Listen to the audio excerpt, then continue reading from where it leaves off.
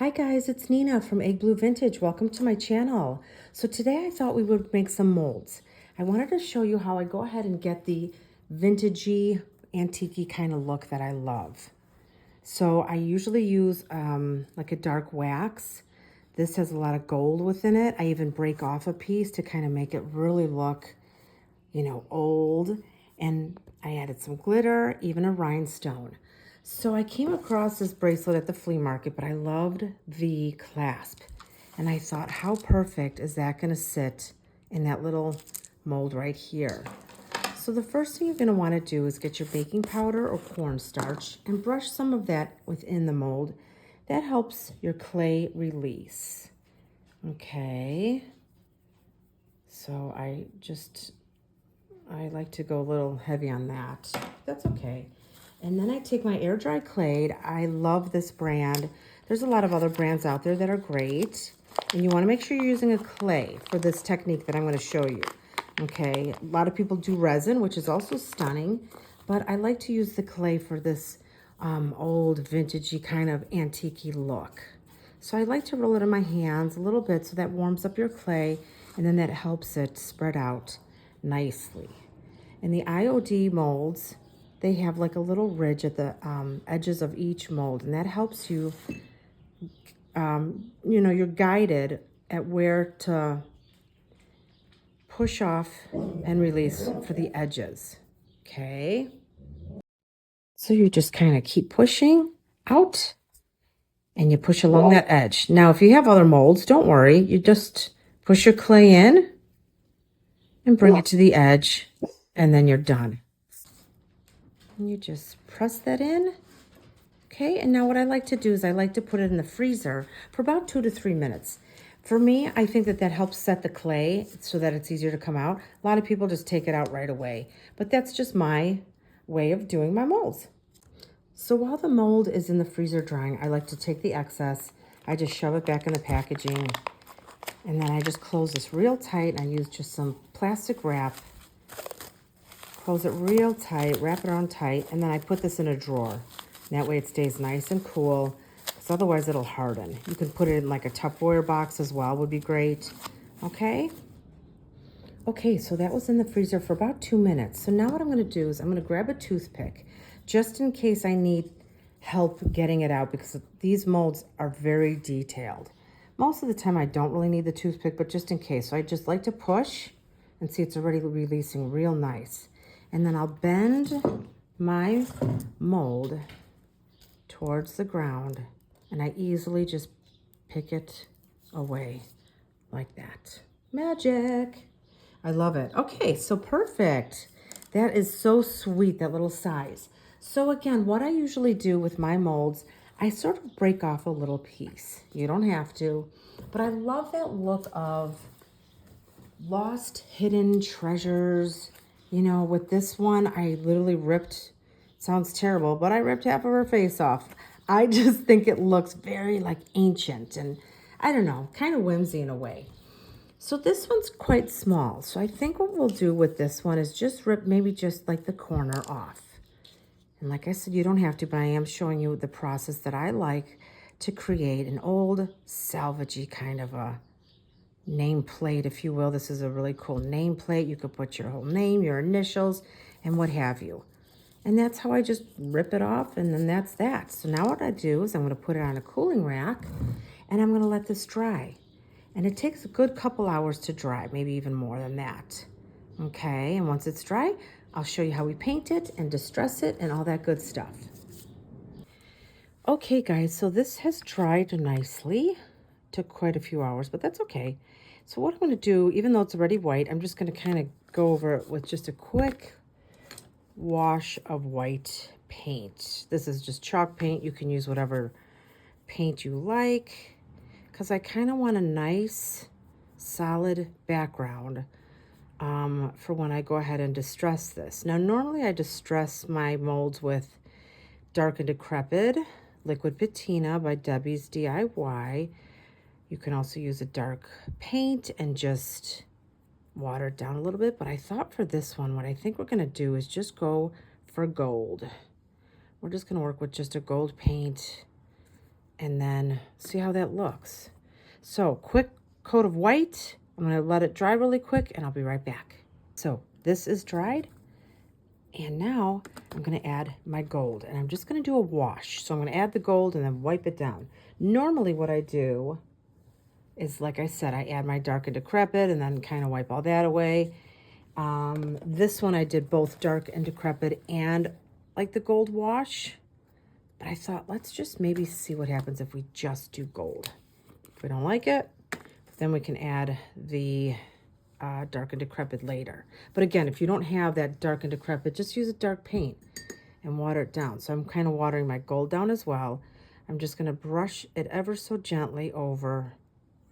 I don't know. Let's just see what happens. Take my wet cloth and then just kind of keep going. Actually, let's not wet down the gold. Let's try that again. I'm here learning with you, right? That's the part of crafting. A lot of times we're just experimenting. You know, we do what sticks. There, that's kind of gorgeous, isn't it, guys? I'm not going to worry too much about the middle. We got something coming real cool for the middle. But do you see?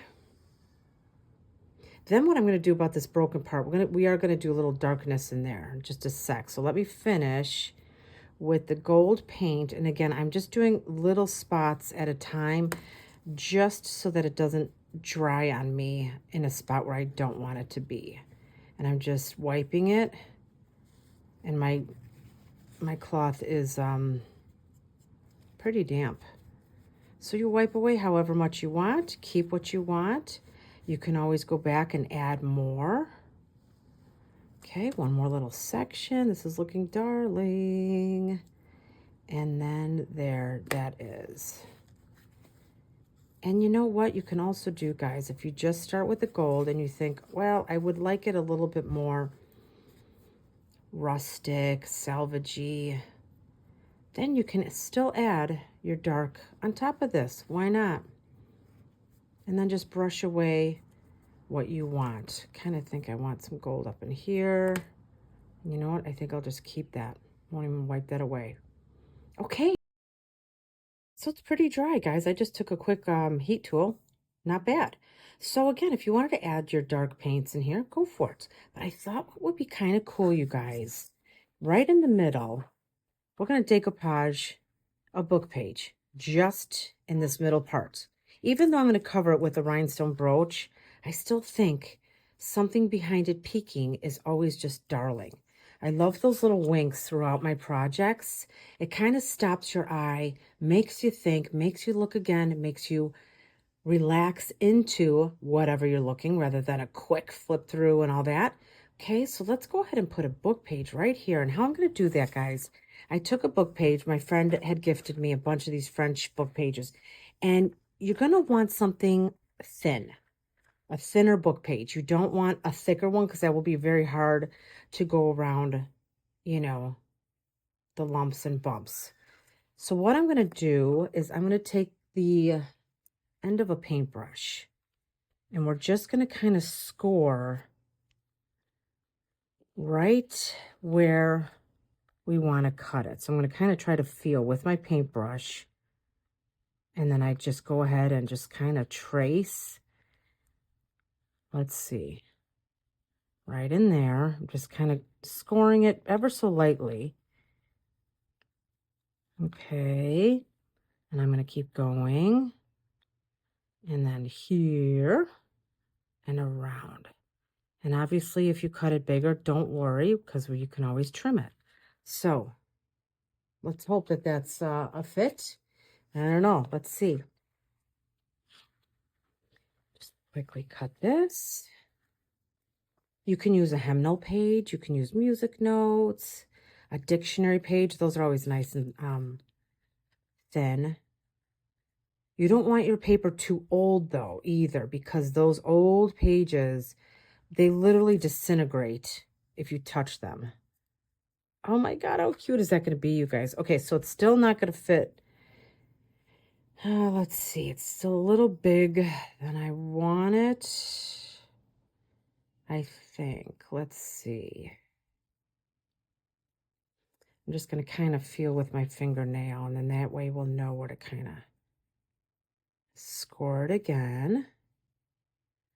Keeping it there. And you know what? If I have some white showing in the end, whatever, no big deal. And then I think in here we'll just trim just a dash more, and then we should be set. And I'm just going to use my Mod Podge, you guys, just to decoupage this on. Something kind of easy, right? All right. That should work. Pressing it down into the surface a little bit more. Get your Mod Podge out, and let's hope for the best. So let me grab a paintbrush. And I'm just going to go for it. It's a tiny piece that I think we could do it all at one time. And, you know, if it doesn't like marry into the mold seamlessly, no worries. We can always use the gold to go around it. We can use the gold, you know, or a darker paint to sort of highlight that in. Now what I'm going to do is I literally just push this with my brush and Mod Podge still in here, and I'm just going to push this into the mold. We want it to kind of become one. I did this with some side tables that I had bought, some antique side tables. I think they had like a shell motif. And I just took an old book page and I just mushed and mushed and mushed it into that shell motif, and it turned out stunning. Once it dries, it's just effortless looking. Okay, so lightly brushing that now, but again, still pushing it into your crease so that when it dries, it looks pretty natural. I'm going to go ahead and kind of push that in with the back of my paintbrush again, just a little bit. And there we have that. Isn't that fabulous, you guys? To glitter or not to glitter is the now next question. Let's try this and we'll see. Okay, you guys, it is beautiful. It's nice and dry. Isn't that charming?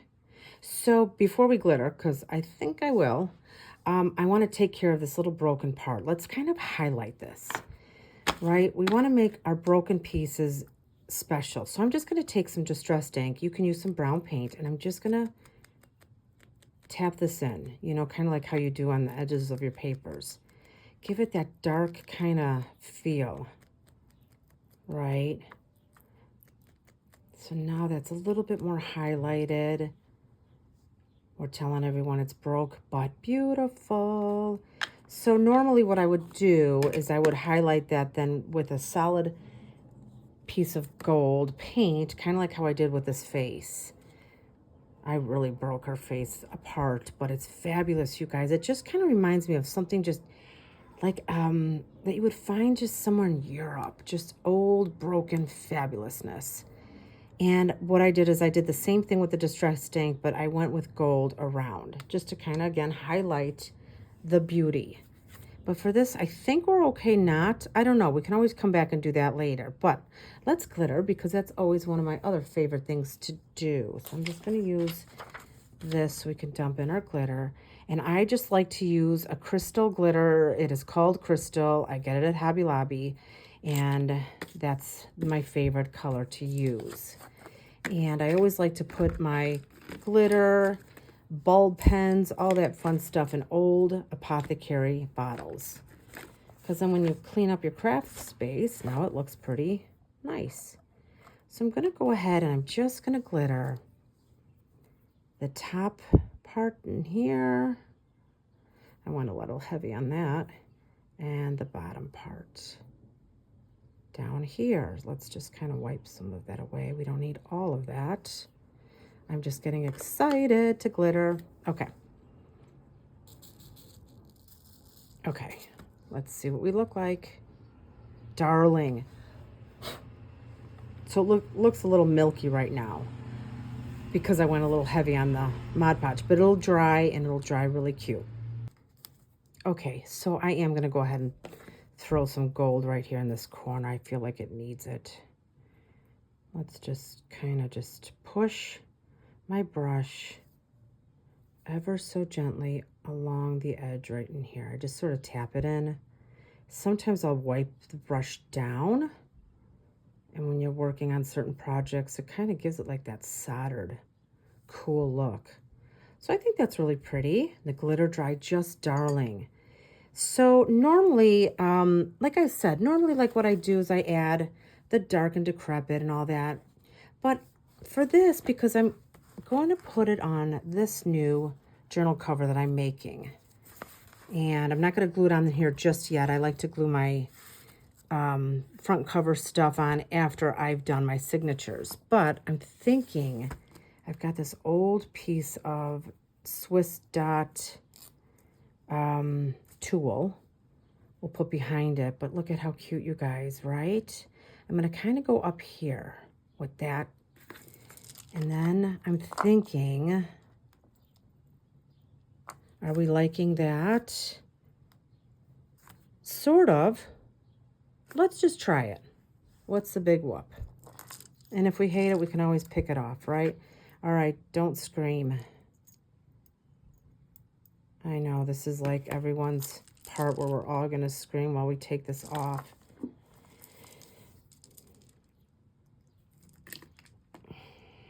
Oh! But don't worry, we're going to use the pearls another time. But this is kind of like the charm of your projects, guys. It's just finding these little remnants of darling little rhinestone whatever. I've got buttons, mismatched everything. You know, go to the flea markets, go to your Goodwill, antique shops.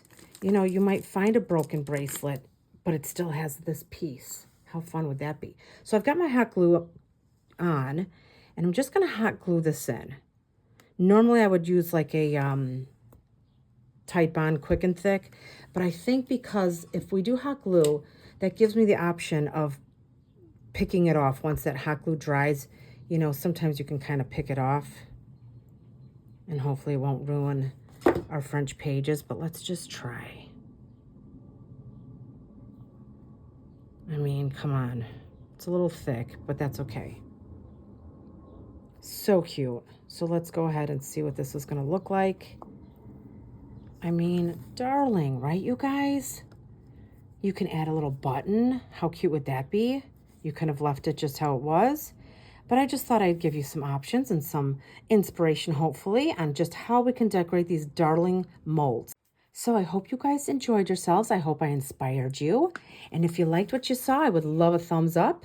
If you have any questions or comments, please leave it down below. And if you really like what you saw, I would love it if you subscribe to my channel. We'll do a lot more fun journaling, decorating, and all that fun stuff. Thanks so much, guys. Bye.